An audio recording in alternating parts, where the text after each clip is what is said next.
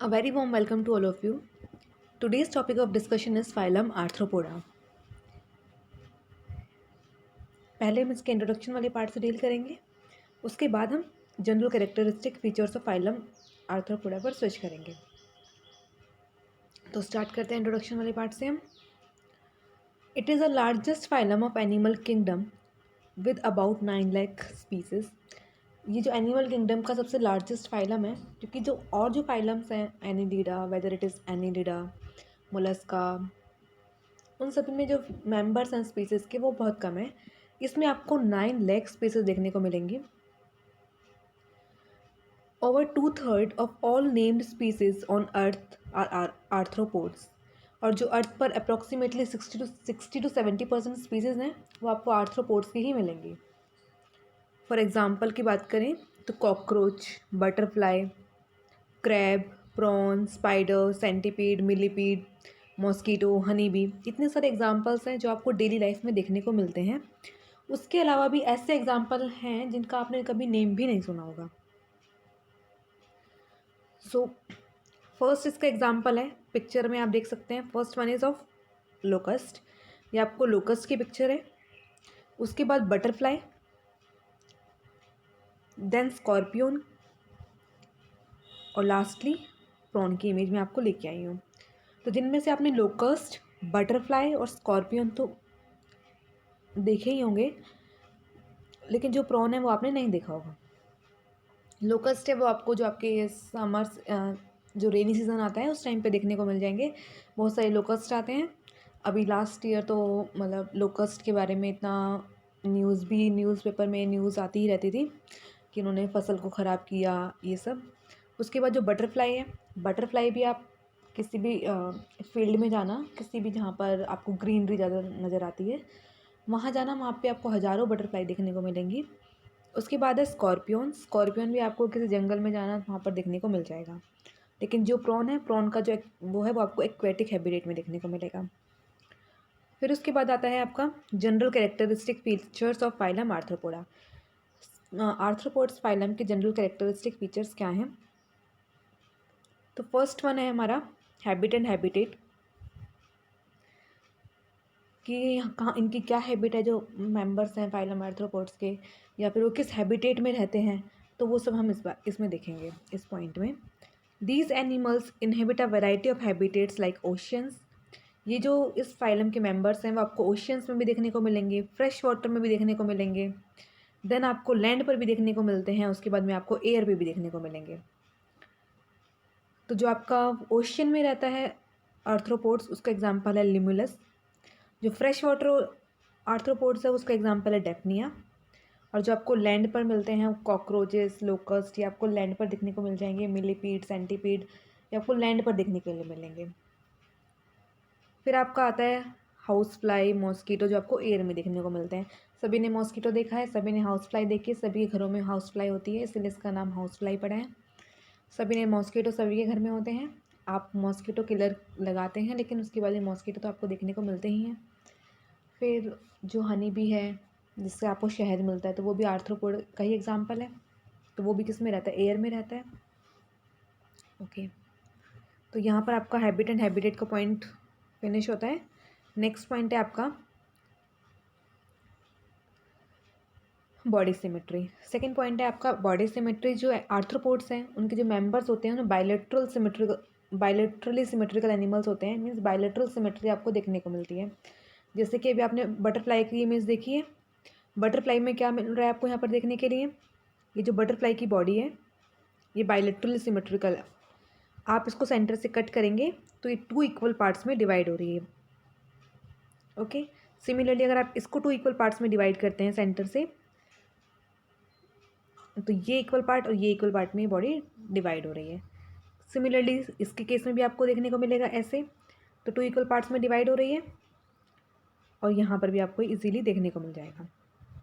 दो ये वाली आपको इमेज अच्छे से नहीं दिख रही है बाय 2 इक्वल पार्ट्स में, बट ये आपको क्लियरली यहाँ पर ये वाली इमेज और ये वाली इमेज क्लियरली आपको नज़र आ रही है कि अगर आप इसको सेंटर से कट करते हो सेंटर से, तो आपको ये 2 इक्वल पार्ट्स में, 2 इक्वल हाफ्स में डिवाइड दिख जाती है। ओके, फिर नेक्स्ट पार्ट है आपका level of organisation. Organ system, level of organisation इनमें देखने को मिलता है। मीन्स आपका digestive system, circulatory system, respiratory system इसमें प्रेजेंट होगा। जो organ system level of organisation है वो आपकी एनिलिडा से देखने को मिलती है। उससे पहले आपके organ level, cellular level, tissue level organisation system present थी जो आपके लोअर मेंबर्स हैं, लेकिन एनिलिडा से अबव आपका organ system level of organisation present है। फिर उसके बाद है आपका फोर्थ पॉइंट, जर्म लेयर। जो आर्थ्रोपोड्स होते हैं वो ट्रिप्लोब्लास्टिक एनिमल्स होते हैं, मीन्स ट्रिपल लेयर इनमें प्रेजेंट होगी। Outer one is ectoderm, inner middle one is mesoderm and inner one is endoderm. तो 3 लेयर यहाँ पर आपको देखने के लिए मिलती हैं। फिर फिफ्थ पॉइंट है आपका सेगमेंटेशन। जो आर्थ्रोपोड्स की बॉडी होती है वो सेगमेंटेड होती है। सेगमेंटेशन आपको एनिलिड्स में भी नजर आई थी, देखा जो अर्थवॉर्म होता है उसमें सेगमेंटेशन प्रेजेंट होती है। सिमिलरली सेगमेंटेशन आपको आर्थ्रोपोड्स की मेंबर्स में भी मिलेगी। जो आपकी इनकी बॉडी है वो सेगमेंट्स में डिवाइडेड होती है, जैसे यहाँ पर ये आपको सेगमेंट्स नज़र आ रहे हैं। दिस ये आपको ये सेगमेंट्स क्लियरली विजिबल हो रहे हैं। यहाँ पर ये जो एब्डोमिनल एरिया है यहाँ पर सेगमेंट्स प्रेजेंट है। सिमिलरली आपको स्कॉर्पियन की बॉडी में भी सेगमेंट्स दिख रहे हैं, दिस वन, दिस, ये आपको सेगमेंट्स नज़र आ रहे हैं। तो ये क्या है, बॉडी आपकी सेगमेंटेड बॉडी है आर्थ्रोपोड्स की। और जो सेगमेंट्स होते हैं वो आपको मेजर कहाँ पर देखने को मिलेंगे, जिनका एब्डोमिनल एरिया होता है वहाँ पर सेगमेंट्स आपको देखने के लिए मिलते हैं। जैसे आपको यहाँ पर ये सेगमेंट्स नज़र आ रहे हैं, ऐसे पूरी बॉडी है, सेगमेंट्स में ऐसे ऐसे डिवाइडेड है, तो ये सेगमेंट्स हैं यहाँ पर। सिमिलरली प्रॉन में भी आपको क्लियरली विजिबल सेगमेंट्स नज़र आ रहे हैं, 1 2 3 4 5 6। नेक्स्ट पॉइंट है आपका सिलोम। ये ट्रू सिलोमेट्स एनिमल प्रेजेंट है। जो arthropods are the coelomates as true coelom is present in them. Visceral organs are present inside the body cavity. जो विसरल ऑर्गन्स है आपके वो कैविटी के अंदर प्रेजेंट है। तो ट्रू सिलोम यहाँ पर आपको देखने के लिए मिलती है। ए सिलोमेट होते हैं, सुडो सिलोमेट होते हैं और सिलोमेट होते हैं। ए सिलोमेट में तो सिलोम प्रेजेंट ही नहीं होगी, सुडो में फॉल्स सिलोम प्रेजेंट होती है, और जो सिलोमेट होते हैं उसमें ट्रू सिलोम प्रेजेंट है। उसके बाद आपका 7th पॉइंट है बॉडी फॉर्म।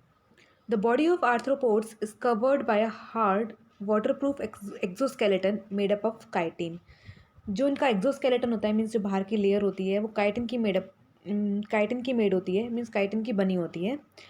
और ये जो काइटिनस एक्सोस्केलेटन है इसका मेन फंक्शन क्या होता है? फंक्शन यही है कि जो आपके आर्थ्रोपोड्स के मेंबर्स हैं वो सक्सेसफुल एग्जिस्ट कर पाएँ अर्थ पर। प्रोटेक्शन प्रोवाइड करता है। प्रोटेक्शन कौन किससे प्रोवाइड करेगा? जो प्रोटेक्शन है सपोर्ट प्रोवाइड करता है इंटरनल ऑर्गन्स को, क्योंकि जो अंदर के ऑर्गन्स हैं वो बहुत डेलिकेट होते हैं, तो उनको प्रोटेक्शन प्रोवाइड करता है। उसके बाद आपको ये प्रिवेंट करता है वाटर लॉस से, क्योंकि वाटर लॉस होता है वो इवापोरेशन से, आपको पता है इवापोरेशन एक प्रोसेस होता है जिससे वाटर लॉस होता है। तो उस वाटर लॉस को प्रिवेंट करने के लिए एक्सोस्केलेटन प्रेजेंट होता है, जिससे कि ये आपके ड्राई एनवायरनमेंट में भी आपको आर्थ्रोपोड्स देखने को मिल जाए। अगर ये काइटिन नहीं प्रेजेंट होगा तो ड्राई एनवायरनमेंट में आपको देखने को नहीं मिलेंगे, क्योंकि बॉडी से वाटर लॉस होगा जल्दी वाटर लॉस होगा तो ये डाई हो जाएंगे तो फिर देखने को नहीं मिलेंगे। तो ड्राई एनवायरनमेंट में भी इसलिए देखने को मिलते हैं क्योंकि इनका जो एक्सोस्केलेटन है वो काइटिन का बना होता है, और जो वाटर के इवापोरेशन से प्रिवेंट करता है। फिर आता है जो आर्थ्रोपोड्स की बॉडी होती है वो 3 पार्ट्स में डिवाइडेड होती है, means 3 well defined regions present होते हैं। जो फर्स्ट रीजन है वो एंटीरियर होता है, then middle and then posterior. जो एंटीरियर रीजन होता है उसको हेड बोलते हैं, और जो मिडल रीजन होगा उसको थोरेक्स बोलेंगे, और जो पोस्टीरियर रीजन होता है उसको एब्डोमेन बोलते हैं।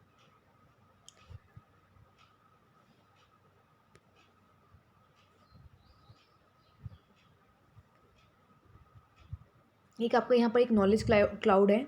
तो नॉलेज क्लाउड में आपका क्या लिखा हुआ है? The kite once a minute.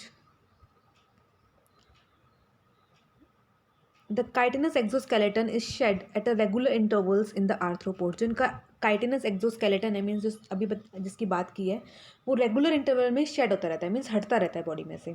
तो उस प्रोसेस को शेडिंग ऑफ काइटिनस एक्सोस्केलेटन को हम क्या बोलेंगे? उस प्रोसेस को हम बोलते हैं एक्डाइसिस या फिर मोल्टिंग। तो आपने कभी देखा होगा कि जो आपकी जो एक्सोस्केलेटन है इसका प्रॉन का या फिर आपने स्कॉर्पियन का देखा होगा, तो वो एक्सोस्केलेटन है वो हटता रहता है, शेड ऑफ होता रहता है, तो उस प्रोसेस को हम मोल्टिंग बोलते हैं या फिर एक्डाइसिस बोलते हैं।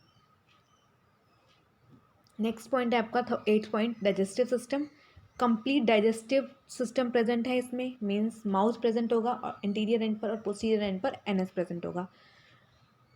और इसमें साथ के साथ कंप्लीट होने के साथ इसमें ग्लैंड्स प्रेजेंट होती हैं। ग्लैंड्स का काम क्या होता है?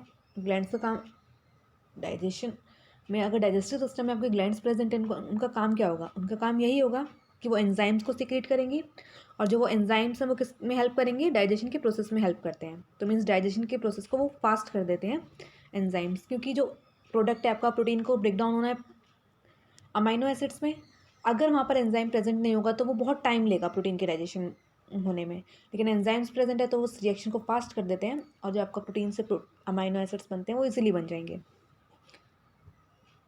फिर उसके बाद में आपका यहाँ पर एक लाइन लिखी हुई है, the digestion of food is extracellular. Means जो फूड का डाइजेशन होता है वो एक्स्ट्रा सेलुलर होता है। Extracellular means outside the cell, extracellular means outside the cell, और intracellular means inside the cell. तो यहाँ पर outside the cell digestion present होता है। फिर उसके बाद आपका 9th पॉइंट है, respiratory structure. Various type of respiratory structures हैं वो इसमें प्रेजेंट होते हैं। ऐसा नहीं है कि सिर्फ एक ही रेस्पिरेटरी स्ट्रक्चर प्रेजेंट होगा, बट डिफरेंट डिफरेंट एनवायरनमेंट में डिफरेंट डिफरेंट एनिमल्स रह रहे हैं। अब जो हाउस फ्लाई बी हैं वो आपके एयर में रह रहे हैं, कोई वाटर में रह रहे हैं, कोई लैंड पर रह रहे हैं, तो सभी में रेस्पिरेटरी सिस्टम तो अलग अलग ही होगा, एक जैसा तो होगा नहीं। तो इसमें वैरायटी ऑफ रेस्पिरेटरी सिस्टम देखने को मिलते हैं, क्योंकि इसके मेंबर्स इतने ज़्यादा हैं। अब मेंबर्स ज़्यादा हैं तो फिर रेस्पिरेटरी सिस्टम भी आपको वैराइटीज़ में मिलेंगे। तो फर्स्ट है यहाँ पर आपका, फर्स्ट है गिल्स। तो यहाँ पर आपका जो गिल्स है वो किस में प्रेजेंट होंगे? एक्वेटिक जो आपके आर्थ्रोपोड्स हैं उसमें गिल्स प्रेजेंट होता है। जैसे प्रॉन है, प्रॉन आपका एक्वेटिक आर्थ्रोपोड्स है। क्रैब क्या है? वो भी एक एक्वेटिक आर्थ्रोपोड्स है, तो इसमें आपको गिल्स मिलेंगे। उसके बाद आपका है बुक गिल्स। अब बुक गिल्स क्या होता है? इसकी जो गिल्स की स्ट्रक्चर होती है ना, वो बुक के जैसे पेजेस होते हैं। ये आपके बुक आपने देखी होगी, बुक में पेजेस होते हैं, तो ऐसे प्लेट लाइक स्ट्रक्चर प्रेजेंट होती है, तो उनसे हम बुक गिल्स कह देते हैं। ये आपके ल्यूमिनस में प्रेजेंट होती है, तो बुक के पेजेस की तरह अपीयरेंस होती है, इसलिए इसका नाम बुक गिल्स रख दिया है। फिर थर्ड है आपका बुक लंग्स। तो जो बुक लंग्स होते हैं उनका इवोल्यूशन अगर आप देखो तो वो बुक गिल से ही मॉडिफाई होकर बने होते हैं, लेकिन नाम बुक इसलिए रखा जा रहा है क्योंकि बुक की तरह अपीयरेंस होती है इनकी। लंग्स है, जैसे लंग्स होते हैं तो इसलिए इनका नाम बुक लंग्स है। तो ये आपको किस में मिलेंगे? स्कॉर्पियंस और स्पाइडर्स में देखने को मिलते हैं। स्पाइडर्स भी आपको एक आर्थ्रोपोड्स ही है। फिर आपका ट्रैकियल सिस्टम। ट्रैकियल सिस्टम में क्या होता है? जो आपका रेस्पिरेटरी सिस्टम है वो बहुत सारे जो आपके इंसेक्ट्स हैं उसमें देखने को मिलेगा, जैसे बटरफ्लाई, कॉकरोचेस, मॉस्किटो, ये जितने भी इंसेक्ट्स हैं वहाँ पर आपको ट्रैकियल सिस्टम देखने के लिए मिलेगा।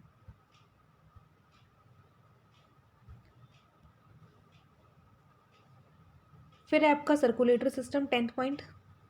Circulatory system is of open type. Open type का सर्कुलेटरी सिस्टम है, तो मीन्स क्या होगा? ओपन टाइप का है तो blood flows freely with in the body cavity. तो जो बॉडी कैविटी है उसमें ब्लड का फ्लो फ्रीली होगा, कोई ब्लड वेसल्स प्रेजेंट नहीं होंगे जिसके थ्रू ब्लड पास कर सके फ्रीली पूरी बॉडी में, बॉडी कैविटी में ब्लड फ्लो करेगा। अब जो इनका सर्कुलेटरी सिस्टम होता है थोड़ा पुअरली डेवलप्ड है, तो इसके लिए वेल डिफाइंड इनका रेस्पिरेटरी स्ट्रक्चर्स प्रेजेंट है इनकी बॉडी में। Sense organ, sensory organ, sensory system. अब एनिमल्स रह रहे हैं तो सेंसरी सिस्टम वेल डिफाइंड होना चाहिए ना, जिससे कि वो एनवायरनमेंट में अडेप्ट कर सके अपने आप को। जो आपके लोअर एनिमल्स थे उनमें इतना well defined sensory system present नहीं था, जैसे स्पॉन्जेस वगैरह थे उनमें नहीं था इतना अच्छा।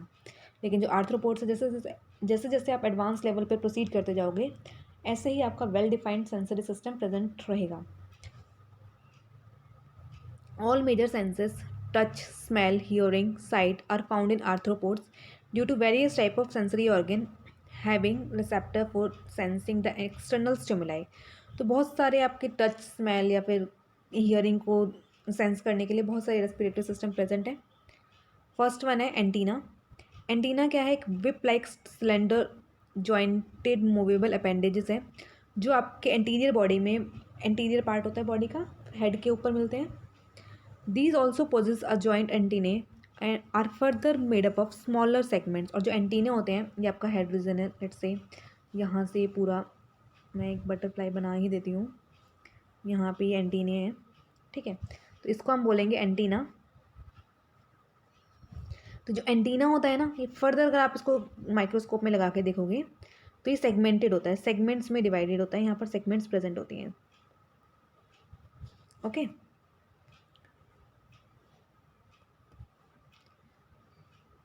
जैसे यहाँ पर आपको एंटीना नज़र आ रहा है, एंटीना है, जो भी आपका इंटीरियर पोर्शन होता है तो वहाँ पर एंटीना प्रेजेंट होता है।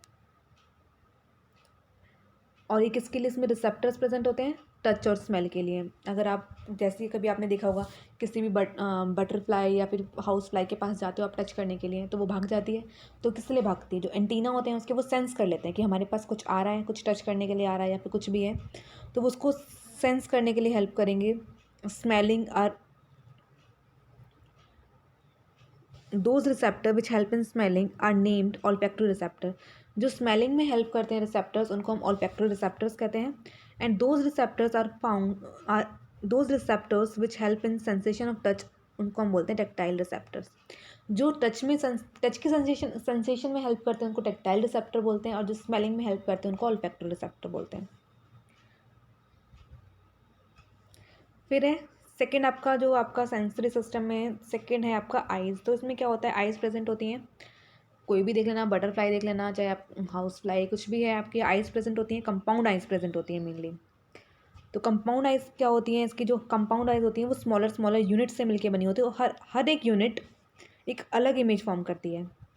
एक ये जैसे है आइज़ है, ये सेगमेंट्स में डिवाइडेड है, एक एक यूनिट से मिलकर बनी हुई है, और एक हर यूनिट में पूरी एक इमेज फॉर्म होगी। The eyes help these animals to perceive the light falling on them. तो आइज़ किस में हेल्प करेंगी? एनिमल्स के जो लाइट उन पर परसीव हो रही है, उस जो लाइट उन पर फॉल हो रही है उसको परसीव करने में हेल्प करती हैं। The vision is not well defined, जो इनमें विज़न होता है वो वेल डिफाइंड नहीं होता है। Higher animals but they are able to perceive the dim and bright light. लेकिन हायर एनिमल्स की तरह इनका विज़न इतना ज़्यादा अच्छा नहीं होता, लेकिन फिर भी ये डिम लाइट को परसीव कर लेते हैं। उसके बाद है the perception helps in animals to escape from dangers and serves other purposes also. तो जिस फिर किस में हेल्प करेंगे ये आपका? डेंजर आइज़ है तो ऑब्वियसली बात है डेंजर को एस्केप करने के लिए, डेंजर से भागने के लिए हेल्प करती हैं। आपकी आंखें आपको जहाँ पे खतरा नज़र आता है तो वहाँ पे नहीं जाते हो ना, तो इनकी भी आंखें डेंजर से इनको एस्केप करने में हेल्प करेंगी। ओके, फिर आता है आपका स्ट्रेटोसिस्ट। स्ट्रेटोसिस्ट एक बैलेंसिंग ऑर्गन है जो इसमें प्रेजेंट होता है, जो कि उसका मेन फंक्शन होता है बैलेंस, एनिमल का जो बैलेंस है उसमें हेल्प करता है। फिर है आपका एक्सक्रीटरी सिस्टम।